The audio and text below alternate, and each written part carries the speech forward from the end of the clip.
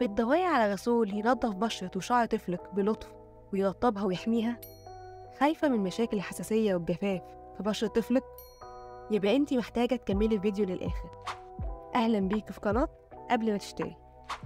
في الفيديو ده هتكلم عن غسول مخصص لبشرة وشعر الأطفال والرضع من أول يوم، وهو موستيلا جنتل كلينزنج جل.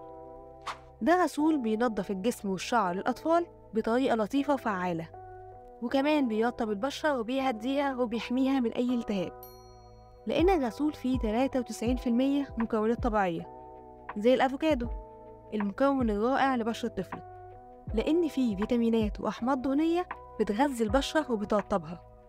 الغسول خالي من البارابين أو أي مواد كيماوية ممكن تضر بشرة طفلك. كمان الغسول معتمد من أطباء الجلدية وأطباء الأطفال، وآمن للاستخدام من أول يوم بعد الولادة. الغسول بيجي في حجم 500 مللي، يعني تقدري تستخدميه فترة طويلة. الجل نفسه شفاف وريحته خفيفة ومنعشة. طريقة الاستخدام سهلة جدا، كل اللي عليكي تعمليه إنك تبلي بشرة وشعر طفلك بالمية، وتاخدي كمية من الغسول وتدلكيه على بشرته بحركات دائرية، وبعدين تشطفيه بالمية، وخلاص كده بشرة طفلك هتبقى نظيفة وناعمة وكمان محمية. ولو طفلك عنده أي مشكلة في البشرة أو الشعر هيحلها لك.